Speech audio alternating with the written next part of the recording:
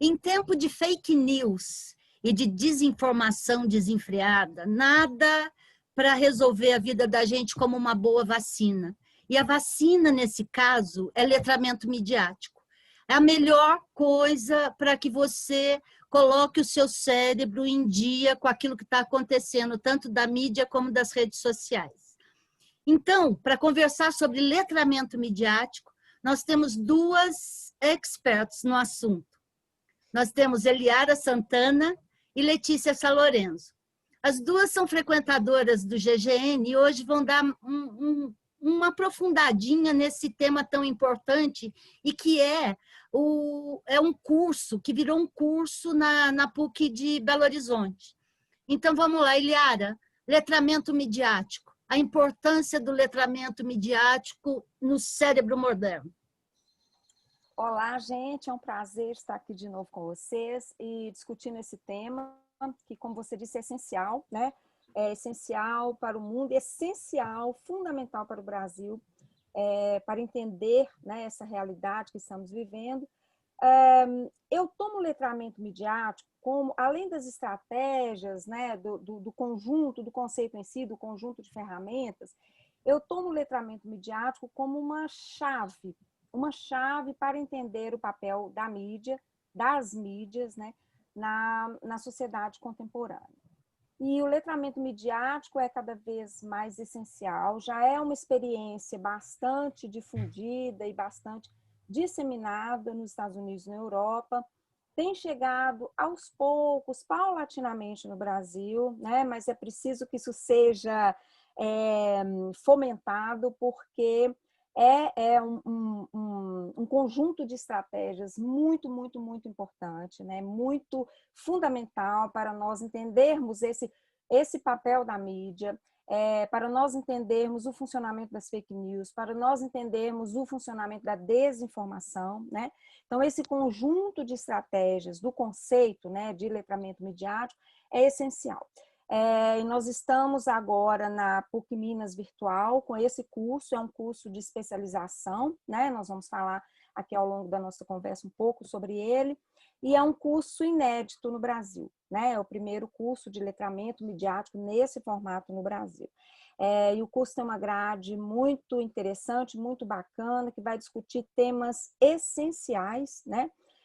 Para nós entendermos todas essas questões que estão aí, né, como desinfodemia, desinformação, as fake news, né, e teremos aí o prazer de contar com a expertise da Letícia para discutir esse tema aí tão importante para nós, né. Letícia, a bola está com você.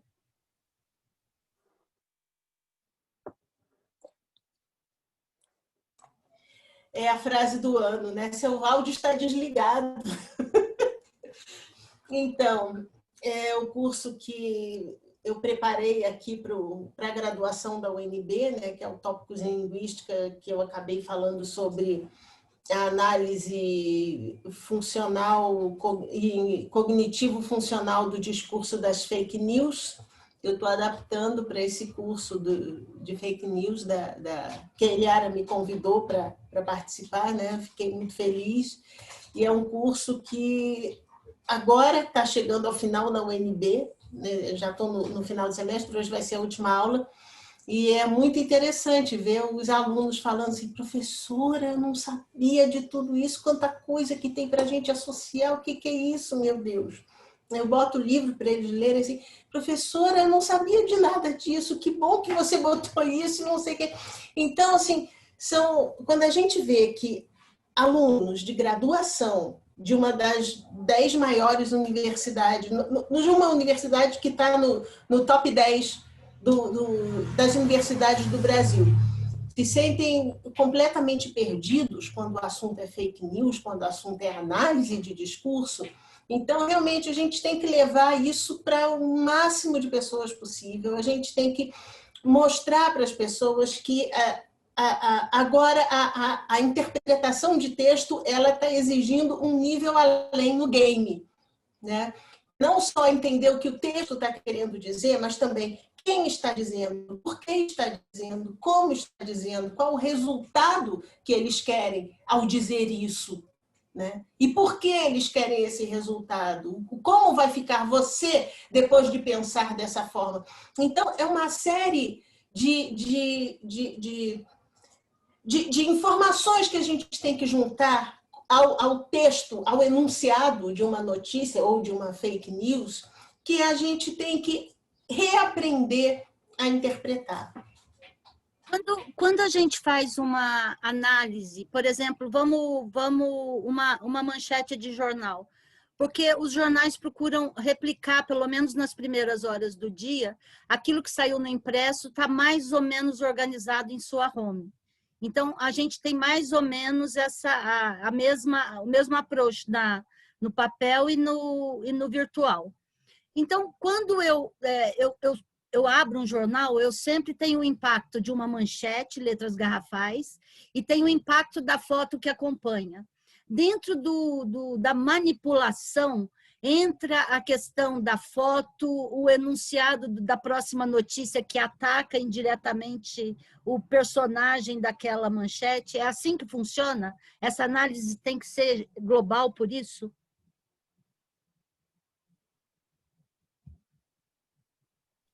Quem responde? Eu posso falar e jogar a bola para a Letícia. Eu estava pensando aqui, enquanto você falava, exatamente no exemplo que eu utilizei. Eu pesquisei o impresso na minha dissertação, né, alguns veículos, jornais e revistas, na minha dissertação, no mestrado. E me chamou muito a atenção, né, a questão, todos esses elementos simbólicos, eles vão compor a informação ou a desinformação, né?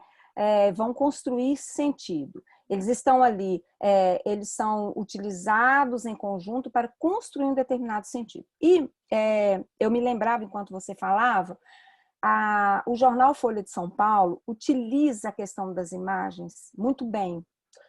De que maneira?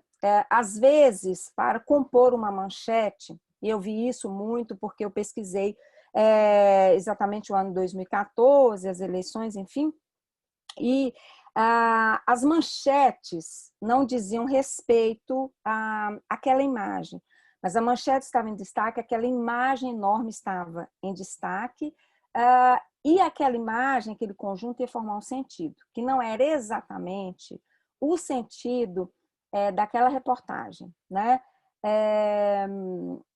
Eu tenho um exemplo aqui que seria interessante mostrar, mas eu vou citar porque eu não vou conseguir localizá-lo aqui de imediato. Mas era uma manchete da Folha, que a Folha utilizou bastante o adversativo mas, compondo os títulos, naquele momento de 2014. Então, tem uma manchete muito interessante que desemprego cai ao menor nível, mas renda sobe menos. Tá? Essa era a manchete em janeiro de 2014. E aí a imagem era uma represa seca, era uma imagem enorme, né? E aí eu não vou falar muito da manchete, porque, enfim, e compunha esse sentido. Só que a manchete não, só que a imagem ela não tinha nada a ver com a manchete, né? E estava ali, era como se tivesse compondo aquela capa. Então, eu dou esse exemplo, só para a gente pensar como que as construções simbólicas, como que elas são utilizadas para produzir sentido. Isso não é falso, mas é um falseamento. A gente pode pensar num falseamento de um dado real, né, que é trazido para o leitor, para o espectador, para o ouvinte, né? E isso compõe um grau de desinformação, né? E o letramento midiático, uma das ferramentas, uma das funções, é exatamente entender essa construção simbólica, dar ferramentas para que a gente possa compreender o funcionamento dessa construção simbólica, porque é isso que interessa, né? Quando falamos em manipulação, o que significa manipular, né? Significa, entre outras coisas, esse tipo de construção, né? E essa é uma das abordagens que teremos no curso e com muitas aplicações práticas, né? Porque é importante que as pessoas vejam, é importante que a gente veja, é importante, digamos, colocar a mão na massa, né? Para a gente compreender esse processamento do discurso, né? Porque ali aquela manchete é um discurso. Quando eu escolho colocar a palavra menor no lugar da palavra adolescente, né? Eu estou ali, eu tenho uma intencionalidade e eu estou dizendo, né, de uma determinada referência, eu estou dizendo de uma determinada, de um determinado alinhamento, eu estou construindo um determinado sentido, né? Então, essas são questões que nós vamos abordar bastante, discutir bastante aí no curso. Letícia, para você, em vez de você pegar essa bola, eu quero te jogar uma bola nova. Quando eu vejo muito que você reclama da exposição em redes sociais, então, assim, eu estou reclamando do presidente da República e coloco uma foto dele. Eu estou reclamando do Pazuello e coloco uma foto dele. Então, assim, quando que a minha reclamação e uma foto acabam contribuindo para uma maior visibilidade do criticado, em vez de dar força para a crítica, dar força para a figura, para a foto ali representada. Como que é isso? Como é que é essa coisa da expor a crítica de maneira correta em redes sociais, por exemplo? Bom, eu vou dar um exemplo do marketing. O marketing o marketing. Marketing, porque o marketing vende produtos e hoje em dia política está vendendo produto, nós estamos vendendo imagens, estamos vendendo informações e vendendo ideias o tempo inteiro. Então, uma propaganda da Coca-Cola. A Coca-Cola diz não beba Pepsi? Não. A Coca não fala da Pepsi. Quando a Pepsi vai fazer propaganda, a Pepsi diz não beba Coca-Cola? Não. Quando ela menciona a Coca-Cola, quando alguns comerciais da Pepsi mencionam a Coca-Cola, isso ocorre de maneira jocosa. Isso ocorre tirando sarro da cara da Coca-Cola. E aí eles colocam a Pepsi como superior à Coca-Cola. Aí a gente pega essa comparação, traz para as discussões das redes sociais. Não existe, em nenhum momento a gente dá um tratamento da informação do tweet do Carluxo ou do tweet do Bolsonaro, a gente não dá um tratamento para aquilo, a gente pega do jeito que está e diz, olha que absurdo. No momento que a gente pega do jeito que está, a gente reproduz o que ele disse. Então, a gente teria que dar um tratamento, a gente teria que levar isso, fazer o que a Pepsi faz, dando a comparação da Pepsi, a gente teria que jogar o Carluxo no ridículo, e isso não acontece, né? Aliás, eu sinto muita falta de humor em cima de Bolsonaro. Tudo bem, é difícil a gente fazer humor com 200 mil mortos, mas a gente tem que começar a tirar sarro da cara das pessoas, a gente tem que começar a tirar sarro de quem acredita no Bolsonaro, de quem acredita nesse discurso todo, porque eu acho que a partir do momento que a gente apresentar esse discurso do jocoso, do debochado, a gente acaba estabelecendo uma hierarquia. Eu estou debochando da sua cara, então eu sou melhor que você. Então, se você não quer se sentir pior do que mim, você não pode me dar motivos para eu debochar da sua cara. É uma certa estratégia de bullying? É. Só que, como eu disse de outras vezes que eu vim aqui na GGN, não se trata de raciocínio. Se trata de lidar com as sensações, com os sentimentos das pessoas, né? Eliara, jogando essa questão, falando dessa questão da imagem, você deu um exemplo de imagem que deu para entender a sua colocação. Agora, a gente voltando para a desinformação. Quando que a manchete do jornal promove a desinformação? Por exemplo, na época da Lava Jato, cada processo que o Lula recebia, ou cada indiciação, quando ia falar do Lula ou falar do PT, a imagem que vinha abaixo da manchete, da manchete negativa, usando mas e não sei o quê, ou descoordenada com o texto e não sei o que mais, vinha uma imagem de impacto cobrando do leitor se posicionar contra a corrupção. Por exemplo, uma manchete famosa, eu não vou lembrar a manchete, mas era uma indiciação do Lula, e embaixo estavam as malas do Guedel. Sabe as malas de dinheiro do Guedel? Então, a manchete era a indiciação do Lula, e embaixo tinha as malas de dinheiro do Guedel com uma pequena, com legendinha ali, a matéria nem estava ali tão evidenciada assim. Então, isso é uma maneira de criar fake news de forma formal? Então, essa foi uma manchete, uma capa do Globo. Eu até tenho ela aqui e eu localizei a outra que eu falei da Folha, depois, se houver espaço, eu mostro aqui. Sim, essa é uma forma de desinformar, é uma maneira de desinformar. Por quê?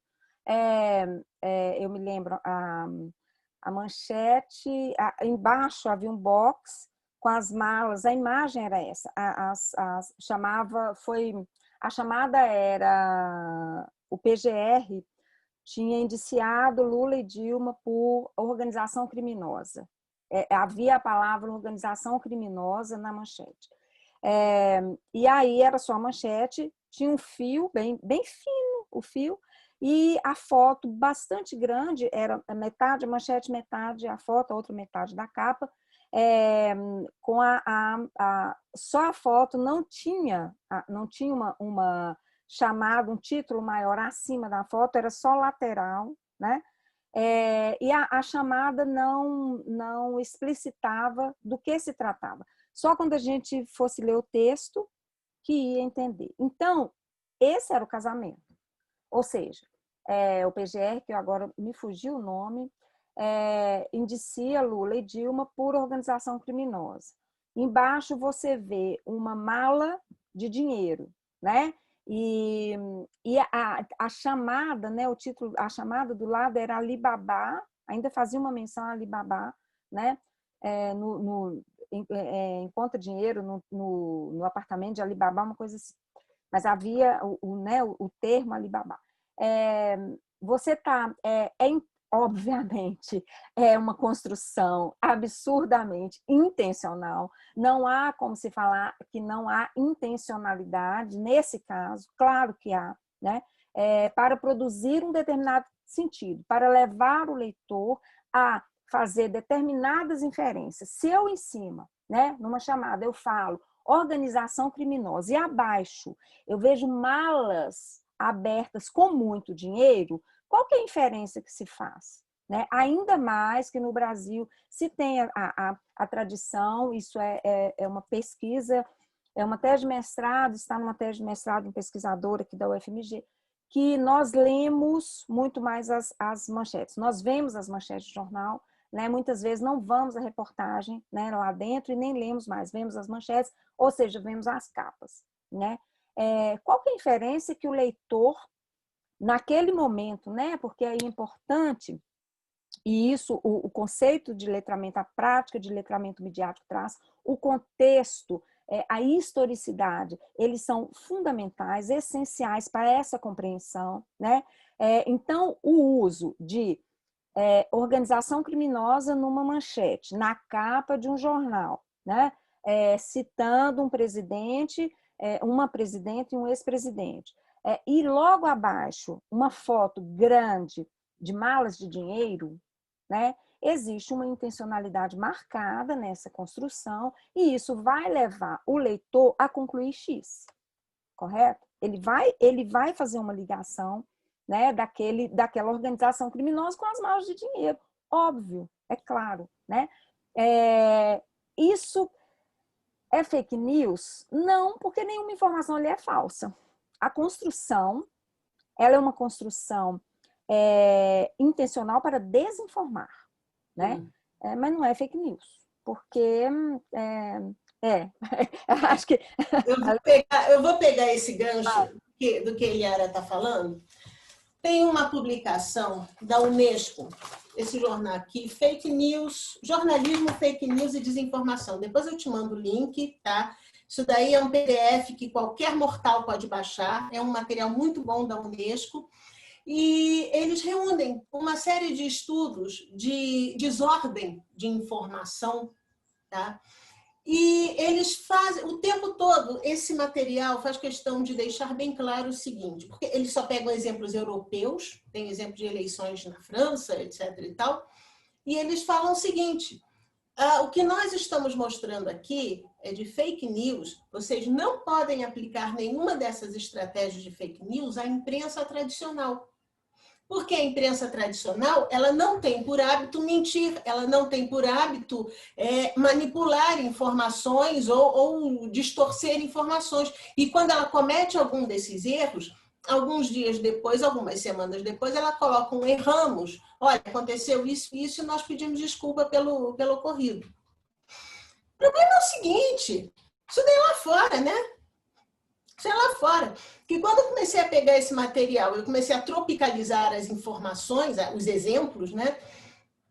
Você tem casos, por exemplo, de disinformation, misinformation e malinformation, que na versão em português ficou misinformation, ficou informação incorreta. E a desinformação, disinformation, e a má informação é malinformation, tá? A informação incorreta, ok, é um conteúdo falso, foi errado, vamos corrigir. Foi sem querer mesmo. Quando você tem a desinformação, você já tem alguma intenção de mentir. E a má informação é quando você pega um conteúdo verdadeiro, você tira esse conteúdo de contexto, coloca em outro contexto e apresenta ele. Sabe qual foi o exemplo que eu peguei de malinformation? Foi aquele vídeo que o Jornal Nacional colocou no ar do Lula, da Dilma conversando com o Lula. Olha, Lula, se você precisar, estou mandando aí o papel para você assinar, já fica guardado, não sei o quê. E ele se despedindo, tchau, querida. Aquela informação, ela foi tirada de contexto e ela foi apresentada num outro contexto, foi interpretada em outro contexto. Isso daí é um dos princípios da fake news. Só que quem propagou isso foi o Jornal Nacional. Foi a principal fonte de informação da grande maioria dos brasileiros. Isso aconteceu em 2016. Já se passaram 4 anos e até hoje a Rede Globo de televisão não virou para os seus telespectadores e disse, olha, lamentamos profundamente o erro, ao contrário do que nós dissemos, assim, não era assim, era assado, assado, assado. Desculpa, Mausaê, vamos para a próxima. Não, a Globo não pediu desculpas, pelo contrário, eles estufam o peito para dizer que eu faço jornalismo com correção. Sabe? Aí, quando você vê, a grande maioria dos exemplos é o seguinte, a imprensa, no mundo inteiro, ela está completamente perdida com essa história de fake news. Tá? Se você quiser botar aquele gif do urso do pica-pau correndo para lá e para cá, é isso, a imprensa está assim. Só que lá nos Estados Unidos, a imprensa, ainda que esteja perdida, a imprensa ainda precisa informar e precisa passar a correção, precisa passar a verdade aos seus espectadores, aos seus leitores. Aqui no Brasil, a imprensa está completamente perdida, a imprensa está se vendo vítima de fake news, eles não sabem como resolver essa desinfodemia, que a quinta série que habita em mim não pode com essa palavra, né? Mas a imprensa, eles não sabem como lidar com isso e, ao mesmo tempo, eles se valem de ingredientes desse remédio perigosíssimo e de uso controlado, eles fazem uso disso contra seus espectadores, contra seus leitores, porque eles querem, além de formar opinião, eles querem controlar opiniões, né? E aí nós estamos fazendo um curso pela PUC virtual, chamado Letramento Midiático e tal. Eu acho que a Eliara pode voltar a falar disso. Agora eu quero fazer uma pergunta maldosa. Perdão, Eliara, mas eu quero. Se eu tenho elementos para desconstruir alguma coisa, ou seja, para desmontar uma fake news ou uma desinformação, você está me dando elementos para que eu construa a minha própria? Boa pergunta. Não, e sim. Não porque eu estou dando elementos, nós teremos essas estratégias ou teremos acesso a essas estratégias para podermos desenvolver autonomamente um pensamento crítico, crítico de fato, né? Para poder pensar na mídia, né? Primeiro, a partir da questão de que se trata de empresas, né? O primeiro ponto para pensarmos a mídia. Então, pensarmos a mídia de uma forma realmente abrangente. Para entender o papel da mídia, não basta entender as palavras na manchete ou a chamada do jornal. A gente precisa entender toda a estrutura. E aí, sim, eu poderei produzir conteúdo, sim. Não é produzir a minha própria informação, não, mas poderei produzir conteúdo, sim. Poderei refutar, ser capaz de refutar aquele conteúdo pernicioso que estão divulgando reiteradamente, né, para além das fake news, né, porque eu acho que quando a gente pensa em fake news, talvez é muito claro o problema da desinformação, a gente pensando só, como se fosse só, né, mas enfim, pensando em fake news e não pensando nesse processo todo, né, porque quando a gente pensa o papel da mídia numa sociedade como a sociedade brasileira que se informa, sim, pela TV, pelo rádio, né, pelos jornais, menos, mas se informa sim, né, não é só a internet. E aí pensamos na estrutura que nós temos, na estrutura midiática de altíssima concentração, né, que tipo de informação está sendo produzida e está sendo disseminada, né? Porque os grupos, esses 7 grupos, têm o controle da produção, porque a informação é um produto, esse também é um esclarecimento, né? Que as ferramentas do letramento midiático vão nos trazer. A informação é um produto, não existe a informação pronta para ser pensada, ela é construída, né?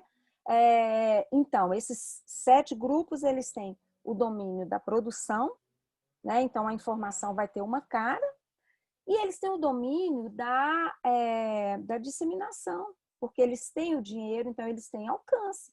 Eles chegam a todos os municípios do país, né? A Rede Globo chega a todos os municípios brasileiros.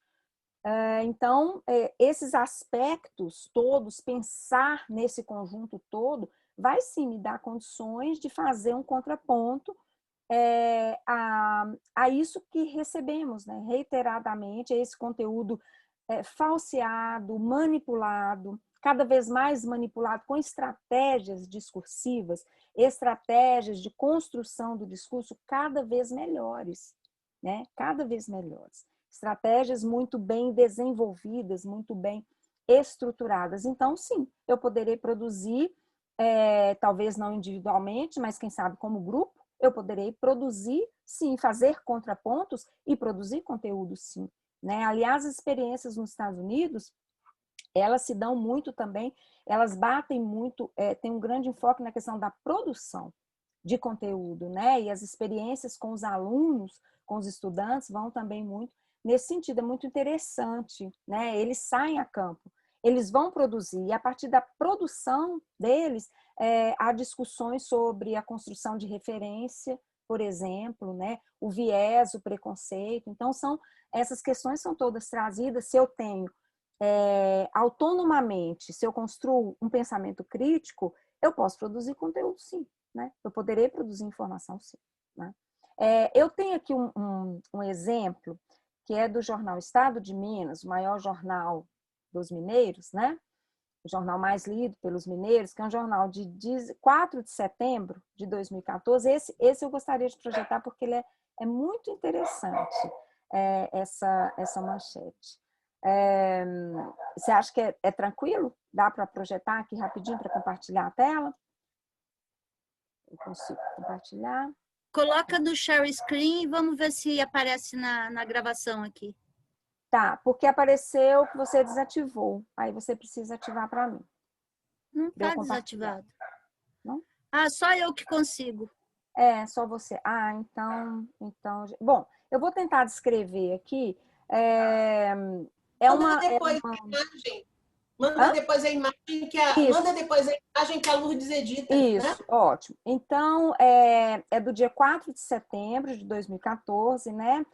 Nesse momento do processo eleitoral, Aécio Neves já era a Marina Silva que estava concorrendo, porque o Eduardo Campos tinha morrido, né? Então ela já era candidata. Tinha saído pesquisa na véspera, pesquisa Ibope, no dia 3 de setembro. E aí o jornal Estado de Minas traz, né, como manchete, hora de apontar os culpados, que era uma investigação aqui em Minas, que tinha caído um viaduto, e quase a capa inteira é uma foto com a seguinte legenda: qual será o nome dele? A foto de um gorila, né, o gorila do zoológico tinha tido um bebê, e aí estavam fazendo uma enquete para saber o nome, né, desse bebê gorila, uma foto enorme,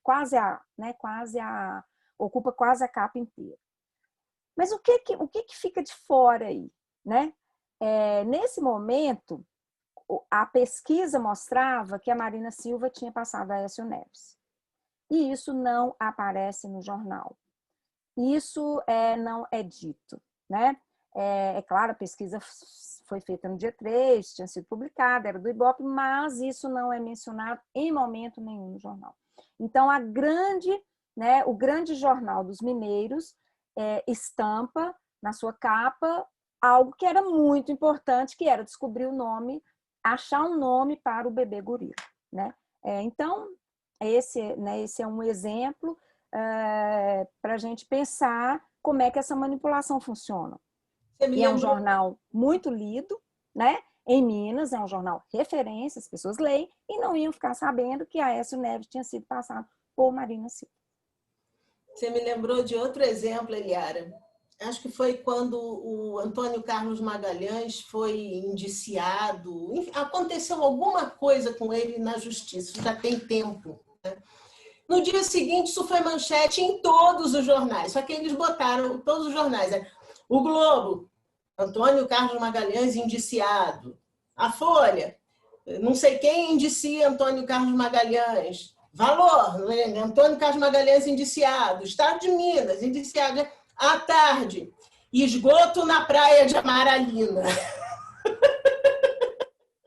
É o caso. E isso tudo é muito sutil, né? Como é que você vai dizer é falso? Isso é falso? Isso é um falseamento. Isso é uma desinformação gigantesca naquele momento. E naquele momento, naquele contexto de eleição, havia um instituto aí, né, bastante conhecido, que divulgava pesquisas, e os jornais mineiros divulgavam que Aécio Neves estava sempre na frente. Sempre. Né? Então, essas pesquisas dando queda dele, elas não existiam. Né? Então, é um processo violento de desinformação. Se a gente tem contraponto, se a gente tem outros veículos, você tem acesso à informação. Se não, se você se informa pelo Grande Jornal dos Mineiros, você vai ficar pensando no nome do bebê gorila e não na eleição.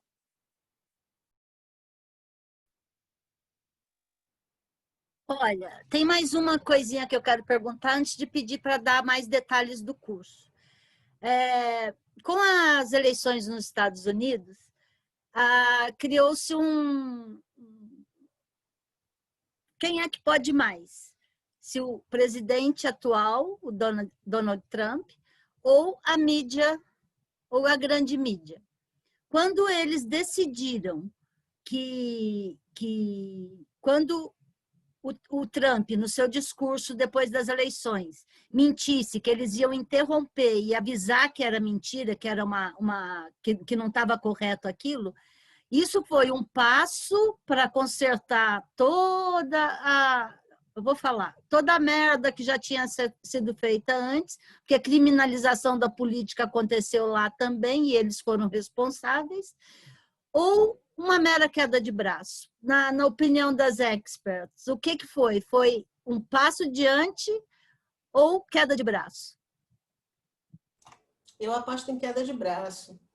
Eu aposto em queda de braço e eu lembro que nas eleições americanas, eu liguei na CNN e eu lembro que eu estava passando diante da televisão, fazendo várias coisas, eu passei, olhei, que foi o seguinte, era a CNN, ela tinha legenda, a legenda falava, Trump diz que vai à Suprema Corte, não está claro por quê, né? Pelas regras do gênero textual, título, né? Você tem que todos esses verbos têm que estar no presente, ainda mais numa TV, né? Que é uma coisa que está acontecendo agora, neste momento. Você não pode usar nem passado nem futuro, né? Então, assim, o texto em inglês era Trump says he'll go to Supreme Court. Esse he'll go, eles jogaram para o futuro. E jogaram no futuro da forma contraída, que é H-E-L-L, e a contração. Só que eu li aquilo rápido e eu não percebi a contração. Então, o que eu li... Exatamente, eu li que o Trump diz que o inferno vai à Suprema Corte, mas não está claro por quê. Aí eu, opa, o que é isso? Aí eu, rapaz, a CNN também faz isso, cara? Eu fiquei espantadíssima. Mas isso daí... Quando a CNN estava abertamente contra o Trump o tempo inteiro, porque tudo que ele falava Trump diz isso, mas não está claro. Trump diz aquilo, mas não se sabe por quê. Trump faz isso, mas não sei o que lá. Então, tinha sempre não tinha um vírgula but, né? Mas ele estava implícito em todos os títulos que apareciam, né? E essa estratégia de, não, aí vão entrar os puristas aqui. Não, porque existe uma grande diferença entre he'll go e hell go. Ok, existe. Só que visualmente, essa diferença é uma vírgulazinha desse tamanho. E se você ler rápido, você não percebe. Aí você, peraí, não está fazendo sentido. Aí você volta, você lê de novo, aí faz sentido. Então, aí entra aquela pesquisa que a Eliara citou, que é uma dissertação de mestrado na UFMG, que você lê mais as manchetes do que os textos. Inclusive, tem também uma dissertação de mestrado da UNB que diz isso, de uma tal de Letícia Salorenzo, né? Você vai ler a manchete, você vai ler o título, você não vai ler o restante. E é aquilo que fica na tua cabeça. E, geralmente, quando você lê uma manchete, você não quer. Porque quando você entra segunda-feira de manhã no UOL, digamos, para ver os resultados do Brasileirão, você está atrás da tabela do Brasileirão, mas você vai encontrar uma manchetona lá na frente e você vai ler aquela manchete sem dar atenção a ela. Só que você vai apreender aquela informação, você vai absorver aquela informação, né? Mas eu acho que eu já deixei de responder o que você perguntou. Mas estava interessante mesmo assim. Eliara, dá os detalhes do curso para que as pessoas possam saber onde procurar. E depois eu passo o link para a matéria também, porque é um baita curso, a gente precisa estar atento aí. Sim. Sou suspeita para falar, talvez, mas é um curso realmente muito interessante. Nós pensamos em estruturá-lo trazendo, claro, a teoria que é necessária para a compreensão, né, das estratégias, do funcionamento, do discurso, né, enfim. Mas estamos trazendo também a prática, né, porque a gente precisa, como eu disse, colocar a mão na massa, a gente precisa realmente entender esse funcionamento, né, e saber como é que essas estratégias operam, enfim. Então, o curso tem 15 disciplinas, né? É um curso de especialização ao longo de um ano, ele é todo online, né? E as aulas serão bem dinâmicas, nós estamos prevendo fóruns, né? Para discussão e apresentação de vários recursos, e da PUC Minas Virtual, né? E aí é só procurar na PUC Minas Virtual, e tem, né, o hall de cursos, e o curso está lá desenhadinho e bem, com todas as informações sobre a grade, sobre os professores, né? E o início previsto para março, né? Começa em março do ano que vem. Perfeito. Curso de letramento midiático. Isso. Então tá. Meninas, a prosa foi muito boa. Eu agradeço sempre quando vocês aceitam vir ao GGN, porque é sempre muito bom aprender um pouquinho com vocês. E vamos continuar a colocar esse tema na roda. Até vai chegar uma hora que, se não for por ter feito o curso, a pessoa começa a abrir a cabeça e passe a ler as coisas com com outros olhos, né? Passar a raciocinar aquilo que está lendo, né? Que é muito importante também. Nesse dia eu serei uma mulher realizada. E eu, uma jornalista realizada aqui nesse lado, porque jornalista, bom, tem duas aqui na minha frente, não tem? Olha, é um prazer enorme estar aqui, né, conversando com vocês. Eu tenho a impressão que, assim, que sobre esse tema a gente falaria assim horas e horas e horas e horas e horas, né, e não ia ficar chato. Não Mas mesmo. eu tenho um retorno. Eu acabei recentemente um mini curso sobre desinformação no Cefet Minas, né, com um nível de especialização também.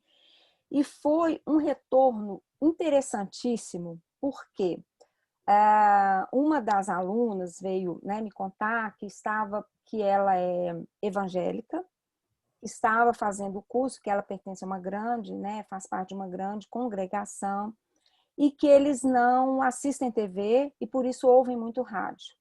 Então ela estava fazendo podcasts a partir das minhas aulas, né, e a gente discutiu alguns conceitos e exemplos e tal, para ela, enfim, para os programas de rádio, né?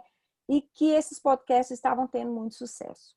Eu me senti realizada, eu me senti imensamente feliz, né? Imensamente feliz, assim, porque eu acho o tema desafiador, eu acho tratar desse tema nesse momento no Brasil um desafio enorme, e eu acho que quando eu me faço entender, quando as pessoas compreendem de fato, enxergam aquilo ali, eu acho maravilhoso, né? E ela não só enxergou, como ela conseguiu replicar, e como as pessoas estavam entendendo né?